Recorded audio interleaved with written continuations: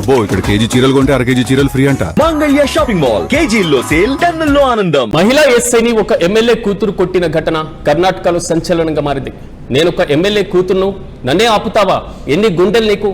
నీ జాబ్ ఎలా ఉంటుందో నేను చూస్తా, అయిపోయింది, నీ పని అయిపోయింది అంటూ కూడా ఎస్ఐని తిట్టడమే కాకుండా ఘోరంగా కొట్టి అవమానించారని కేసు నమోదైంది. కర్ణాటకలోని మాండే జిల్లాలో వివాదాస్పదమైనటువంటి ఘటన చోటు చేసుకుంది. Tumkur rural BJP MLA B Suresh Gowda కుమార్తె ఐశ్వర్య శ్రీరంగపట్టణంలోని ప్రసిద్ధ ఆరతిలో ఉక్కడ ఆలయానికి విధుల్లో నిర్వహిస్తున్నటువంటి పోలీస్ అధికారిని పైన దాడి చేసినట్లుగా ఆరోపణలు వస్తున్నాయి. ఇక భీమన అమావాస్య సందర్భంగా ఈ ఘటన చోటు చేసుకుంది. ఇదిలా ఉంటే ఆగస్టు 12న భీమన అమావాస్య పర్వదినాన్ని పురస్కరించుకొని శ్రీరంగపట్టణంలో ఉన్నటువంటి ఆరతి ఉక్కడ ఆలయానికి భక్తులు భారీ సంఖ్యలో తరలి వచ్చారు.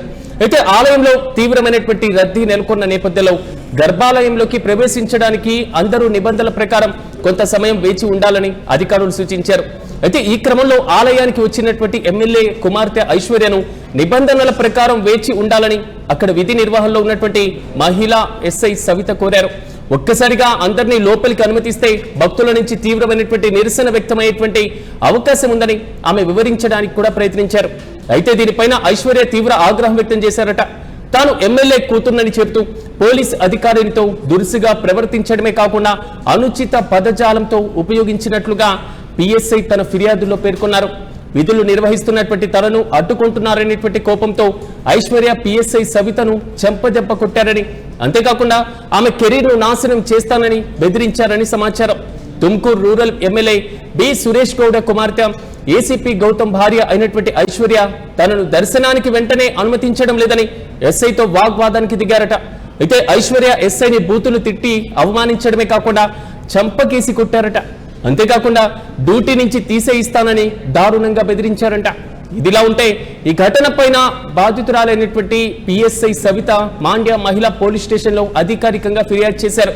ఈ ఫిర్యాదు ఆధారంగా కూడా యాతనహల్లి పోలీస్ స్టేషన్లో ఐశ్వర్య పైన భారతీయ న్యాయ సంహితలో ఉన్నటువంటి పలు సెక్షన్ల కింద ఎఫ్ఐఆర్ నమోదు చేశారు. మరోవైపు ఈ ఘటన పైన ప్రతిస్పందించినటువంటి ఐశ్వర్య కూడా పోలీస్ అధికారిని తనతో అసభ్యంగా దురుసుగా ప్రవర్తించారంటూ పోలీసులకు ఫిర్యాదు చేశారు. ప్రస్తుతం ఈ ఘటనకు సంబంధించినటువంటి ఇరు వర్గాల ఫిర్యాదులను స్వీకరించిన పోలీసులు అన్ని కోణాల్లోనూ దర్యాప్తును ముమ్మరం చేశారు.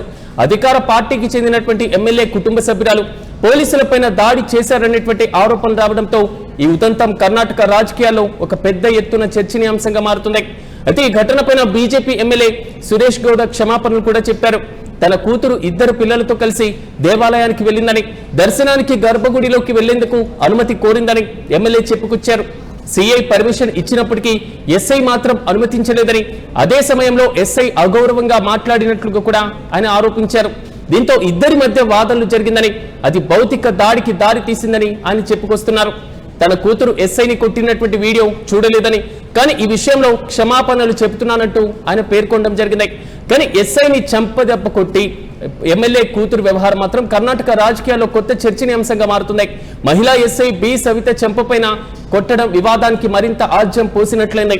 దీనిపైన ఎమ్మెల్యే వివరణ ఇచ్చేటువంటి ప్రయత్నం చేసినా కానీ చట్ట ప్రకారం విధులు నిర్వహిస్తున్నటువంటి మహిళా పోలీస్ అధికారిని పైన ఈ విధంగా భౌతిక దాడికి దిగడం, పరుష పదజాలంతో దూషించడం, కీలకంగా గర్భగుడిలో ఉన్నటువంటి దర్శనానికి వెళ్లేటువంటి అవకాశం కల్పించలేదు అనేటువంటి ఆరోపణలు చేయడం, ఒకవేళ ఎస్ఐ నిజంగా అలాంటి కీలకమైనటువంటి చర్యలకు పాల్పడితే లోపలికి అనుమతించకపోతే ఆలయ అధికారులకు ఫిర్యాదు చేసేటువంటి ఆప్షన్ కూడా ఉంటుంది.